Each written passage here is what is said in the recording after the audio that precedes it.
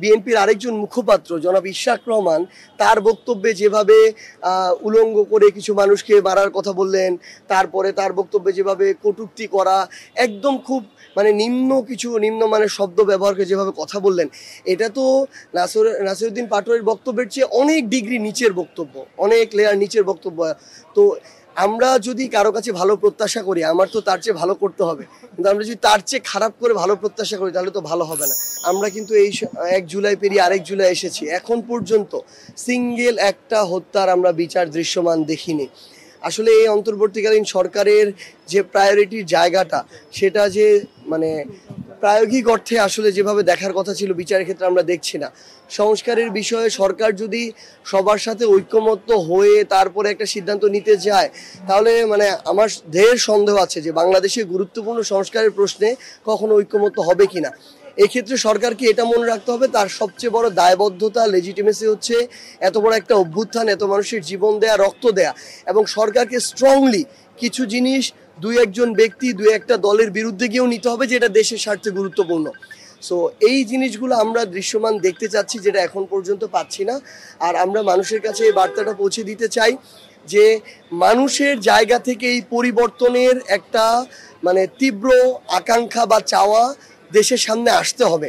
রাজনৈতিক দলগুলো কখনো পুরাতন এস্টাবলিশমেন্ট ভেঙে নতুন একটা সিস্টেমে যেতে তাদের আগ্রহ তুলনামূলক কম, কারণ তারা ওইগুলোর সাথে অভ্যস্ত, তাদের ওইগুলোর সাথে বিভিন্ন স্বার্থ জড়িত।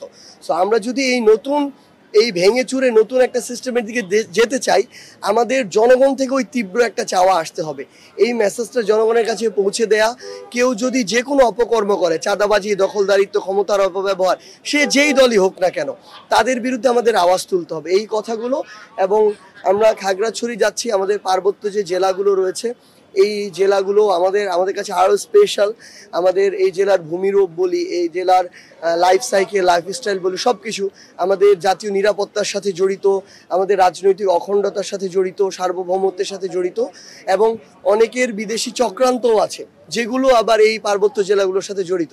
তো আমরা সামগ্রিকভাবে আমাদের দেশকে ঐক্যবদ্ধ করার জন্য আমাদের এই যাত্রা। আওয়ামী লীগ একটা নিষিদ্ধ দল, তাদের হরতাল এগুলো বাংলাদেশের মানুষ পরোয়া করে না, কেয়ারও করে না।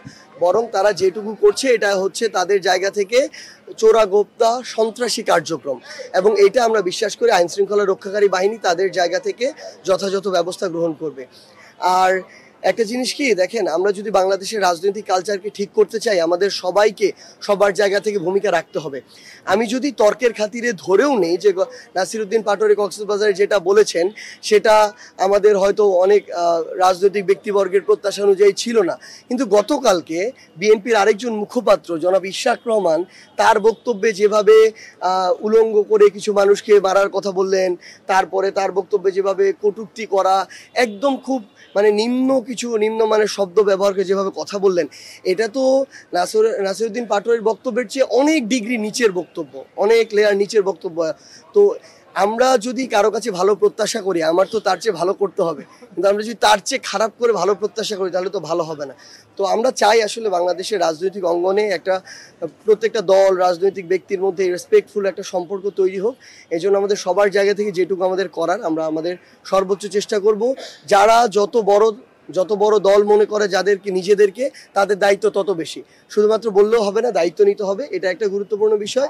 আর আমরা কক্সবাজারে যেটা দেখেছি যে আমাদের মঞ্চে আগুন দিয়ে দেওয়া হয়েছে, ব্যানার পুড়িয়ে দেওয়া হয়েছে, আমাদের একজন আহত যোদ্ধা, জুলাই যোদ্ধা, যার মাথায় এখনো 50টার বেশি পিলেটস রয়েছে, তাকে রক্তাক্ত করা হয়েছে, তাকে সেলাই দিতে হয়েছে।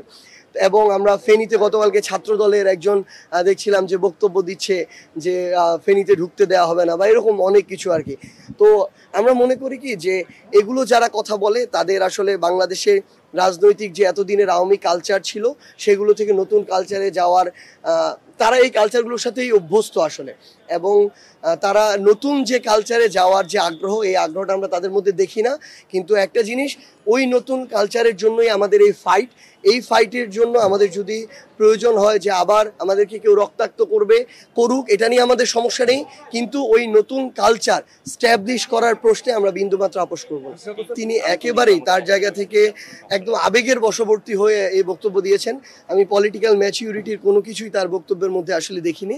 তো আমরা প্রত্যাশা করি যে আমরা এর আগের যে ইশরাক ভাইকে দেখেছি ফ্যাসিস্ট বিরোধী লড়াইয়ে, ওই ইশরাক হোসেনের ভূমিকায় তিনি যাবেন, এই ধরনের বক্তব্য তার কাছে কখনোই প্রত্যাশিত নয়। এবং রাজনৈতিকভাবে তিনি মোকাবেলা করার, 1 ঘন্টায় সরকার পতন ঘটানোর যে ধরনের কথাবার্তা বলেন, এই কথাবার্তাগুলো কখনো একটা রাজনৈতিক দলের এমন একজন রাজনৈতিক ব্যক্তির কাছে প্রত্যাশিত নয়। এবং এগুলো আসলে যারা বলেন তাদের মধ্যে আমরা ফ্যাসিস্টের চরিত্র দেখতে পাই। সো আমরা স্পষ্ট করে বলি, কেউ যদি এইরকম ধরনের অনাকাঙ্ক্ষিত কথাবার্তা বলেন, তাহলে আমরা আমাদের জায়গা থেকে আমাদের সর্বোচ্চটুকু দিয়ে চেষ্টা করব যে কোনো ধরনের অপচেষ্টাকে আমাদের জায়গা থেকে প্রতিহত করা।